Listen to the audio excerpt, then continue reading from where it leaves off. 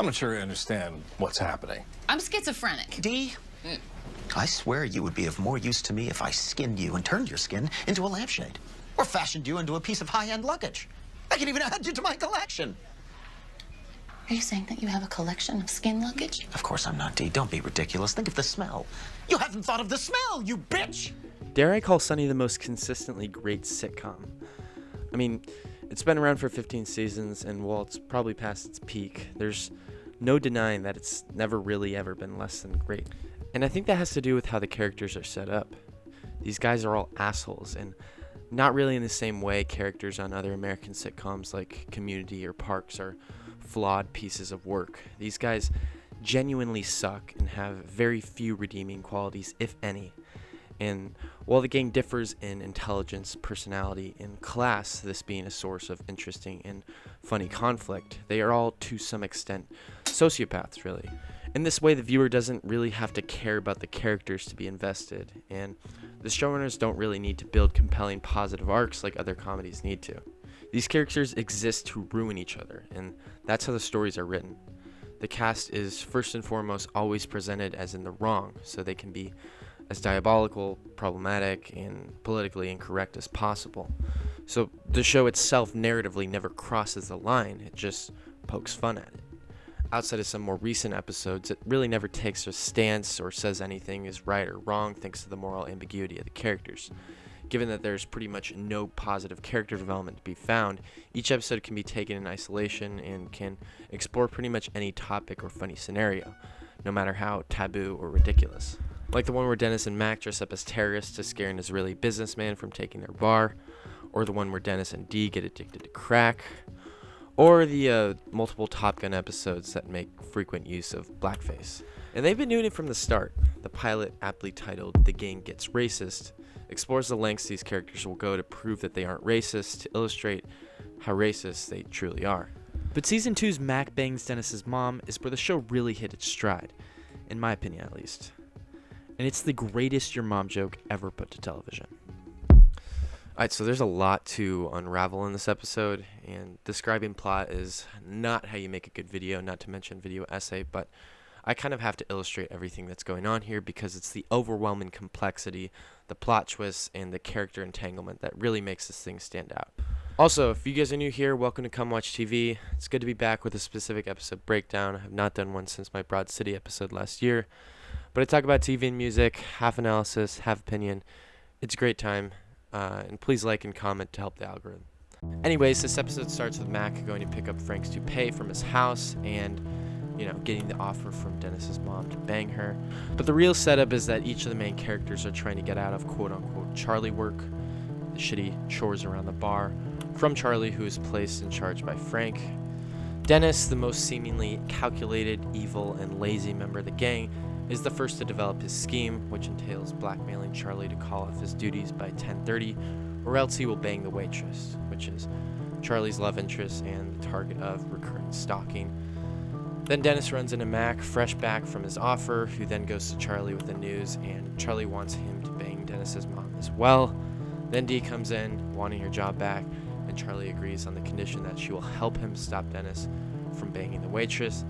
And just as Dennis is about to bang the waitress, Charlie calls, demanding him back at the bar. Mac then bangs Dennis's mom, whom he becomes attached to. Charlie gets Dennis to see Mac kiss his mom as he leaves, and then Charlie tells Dennis that the only way to get back at Mac is to bang his mom. Dennis is unsuccessful in this act, failing to attract a significantly less attractive woman, which of course is a major blow to his ego. Dee gets the waitress to see this, who of course loses respect for Dennis, at least for this episode. Then Frank shows up at Mac's, seemingly pissed as though he knows about the entanglement, but it turns out he just wanted a wingman to pick up some younger women. Then Dee tells Dennis that Charlie's making her have sex with him to get out of Charlie work, and convinces Dennis to bang Charlie's mom as revenge. And once again, Dee gets the waitress to see this, further damaging the waitress's view of Dennis. Dee suggests that the waitress bang Charlie to get back at Dennis, who once again fails to attract his friend's mother. Dennis's mom reveals that she only slept with Mac to piss Frank off, and watching this, Dennis gets a tiny bit of closure knowing that Mac is rejected as well. They fight in the front yard with, of course, Charlie and Dee watching. That's a pattern, there's a lot of watching from cars. Then all that is left in Charlie's master plan is his long-awaited date with the waitress, But when she arrives at the bar, she's accompanied by Frank, who had banged her. A real tragedy for all involved. I think Sunny's the best at creating stories where no one gets what they want. And this is the episode that I would use as the model for Sunny's character-driven humor. You could argue Frank came out with at least a net positive, but no. Mac did bang his wife, and at the end the waitress explains passionately that she only had sex with him to get back at Dennis, and that he was old and ugly like Mac and Charlie's moms, which isn't flattering at all. Charlie got both his plan and his heart broken in the last minute.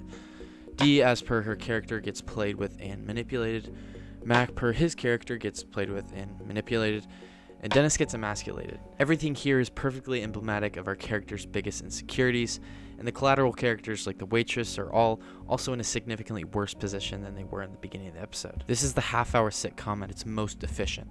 It's the type of comedy where it isn't really about the jokes per minute, but rather the overarching joke that gets exponentially more hilarious as the episode goes on, which is rare, even for Sunny episodes. This complex plotline of double crosses and blackmails works because the main comedy employed is farce. It's simple. It's a your mom joke with emotional stakes. The episode ends quite literally with Charlie having a genuine cry. With Sunny episodes, it's hard to say whether it's deceptively simple or deceptively complex, but what I can say is that this episode successfully illustrates that these characters can in fact sink lower than we thought, and there's something that's comforting in that it kind of makes us feel better about our own stupid decisions. In the same way your traditional sitcom comforts you in having the characters positively grow by the end of every episode but stay more or less the same throughout the season, Sunny comforts you by having the characters do the opposite and regress by the end of the episode while staying more or less the same throughout the entire show's run. It's because of this and the humor that the show is now the longest running live action comedy in American history, despite its subversive tendencies. And I think maybe there's a little bit more to this. The last point I kind of wanted to make is that it's really one of the few shows you hear about really having benefited from the pushback and advice from its network. After the first season, mostly because of ratings, FX basically said, you either get Danny DeVito on the show or no show. And I think it's paid off pretty damn well, even in terms of quality. Like I said, I think this is the episode where the series really began to take off to hit its prime around the 4th season. But I think I'm going to leave it there because I'll probably come back to Philly for another video. But let me know what you think. Has Sunny ever gone too far? And what is your favorite episode?